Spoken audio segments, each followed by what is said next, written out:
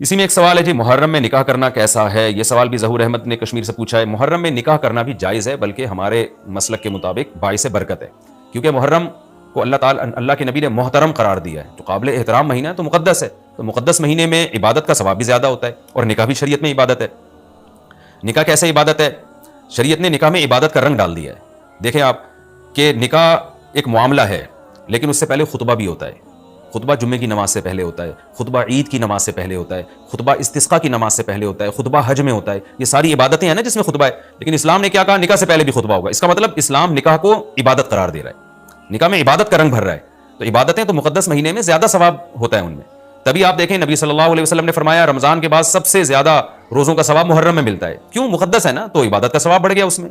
تو اس حدیث سے صاف ہمیں پتہ چلتا ہے کہ اگر کوئی محرم میں اس نیت سے نکاح کرتا ہے کہ مقدس مہینہ ہے، تو اس میں عبادت کا ثواب بڑھ جائے گا، اور اس میں انشاءاللہ اللہ سے امید کی جا سکتی ہے کہ خیر و برکت زیادہ ہوگی۔ اس کو منحوس سمجھنا جائز نہیں ہے۔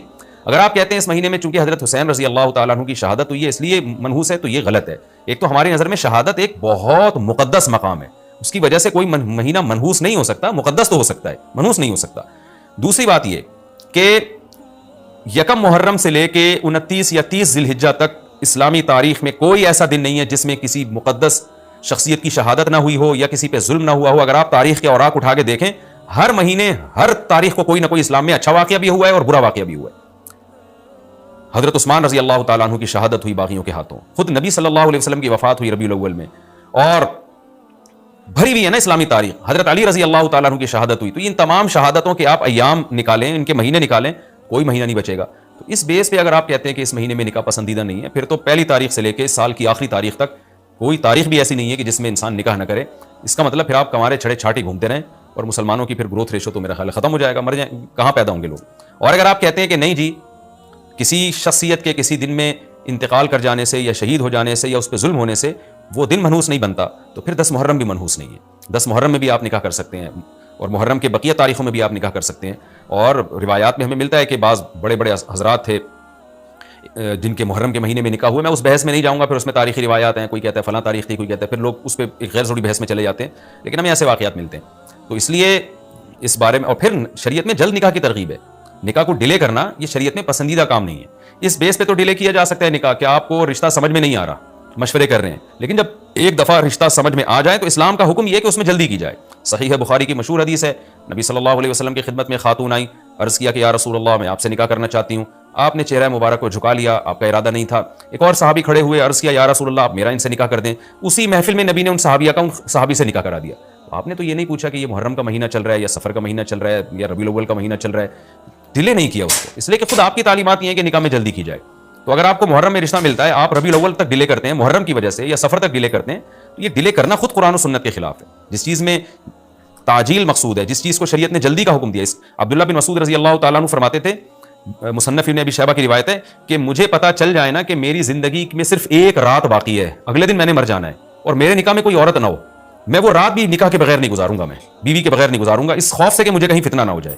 صحابہ کرام جو تقوی کے اعلیٰ معیار پر تھے اور جن سے گناہ کا اندیشہ بہت کم تھا اور کہیں معاشرے میں بے حیائی پھیلی ہوئی نہیں تھی، وہ تو ان کا تو یہ کانسیپٹ تھا کہ بھائی ہم بیوی کے بغیر ایک دن نہیں گزاریں گے، کہیں ایسا نہ ہو کہ برائی میں پڑ جائیں۔ اور آج چاروں طرف بےہودگی پھیل رہی ہے، چاروں طرف بے شرمی، بے حیائی، انٹرنیٹ پر بےہودہ چیزیں، آپ یوٹیوب میں ویڈیو میں جائیں فوش چیزیں آ رہی ہیں، ہر چیز آپ کی شہوت کو برانگیختہ کرنے والی ہے، اور اس میں آپ یہ کہیں کہ ایک رشتہ طے بھی ہو چکا ہے، آپ صرف اس بیس پر آپ اس کو ڈیلے کر رہے ہیں، ایک مہینہ، دو مہینہ، لوگ سفر میں بھی نہیں کر رہے ہوتے، اور اس بیس پہ آپ ڈیلے کر رہے ہیں، اس میں خطرہ ہوتا ہے کہ مرد کسی گناہ میں نہ پڑ جائے، عورت کسی گناہ میں نہ پڑ جائے، تو شریعت اس کی آپ کو اجازت نہیں دیتی ہے۔ اور پھر اس میں یہ بھی ہوتا ہے کہ اگر آپ ڈیلے کرتے ہیں تو منگنیاں توڑنے کا شیطان کو موقع بہت ملتا ہے۔ میرے سامنے ایسے درجنوں واقعات ہیں، رشتہ طے ہوا لیکن جی چونکہ محرم ہے یا سفر آ رہا ہے تو ہم ربیع الاول میں کریں گے، یا منگنی کو کسی بھی وجہ سے ڈیلے کر دیا، تو جب منگنی ڈیلے ہوتی ہے، یعنی نکاح ڈیلے ہوتا ہے، منگنی ہو گئی، نکاح کو ڈیلے کر رہے ہیں آپ، اس میں شیطان پھر دونوں کو لڑواتا ہے، منگنیاں ٹوٹتی ہیں، اکثر نفرتیں پھیلتی ہیں، غلط فہمیاں، بدگمانیاں شیطان کو پھیلانے کا موقع ملتا ہے۔ اس لیے شریعت میں تو منگنی کا لفظ ہی نہیں ہے، شریعت میں ہے خطبہ۔ خطبہ کا مطلب نکاح کا پیغام بھیجا، ان کو جب سمجھ میں آ گیا تو فوراً نکاح کر دیا، بیچ کا کوئی راستہ نہیں اللہ نے رکھا۔ تو چاہے وہ محرم ہو، چاہے وہ سفر ہو، چاہے وہ ربیع الاول ہو، چاہے وہ ربیع الثانی ہو۔ ہاں کوئی اس وجہ سے ڈیلے کر رہا ہے نکاح، کوئی واقعی شرعی عذر ہے اس کو، وہ بہت سارے مسائل ہیں، لیکن محرم کا ہونا بہرحال کوئی شرعی عذر نہیں ہے، تو اس لیے ہم اس میں نکاح کو جائز سمجھتے ہیں، باعث برکت سمجھتے ہیں۔ پھر میں بار بار بتا رہا ہوں کہ جو وہ شیعہ حضرات جو کر رہے ہیں ان کو کرنے دیں، میں آپ کو آپ کے مسلک کی بات بتا رہا ہوں، ہم جو قرآن و سنت کو اور اصحاب رسول کو فالو کرتے ہیں اور اہل بیت کو بھی مانتے ہیں، ان کی بات کر رہے ہیں۔ وہ بھی دعویٰ کرتے ہیں کہ ہم مانتے ہیں، تو ان کو ان کے دعوے پہ رہنے دیں، ہم تو وہی بات کریں گے جو ہمیں صحیح لگے گی۔ اچھا بھائی، یہ بھی ایک سوال پوچھا ہے جی، 10 محرم کو کون کون سے نبی کو نجات ملی؟ یہ بھی سوال میں نے دہرایا تھا، ام محمد نے پوچھا ہے۔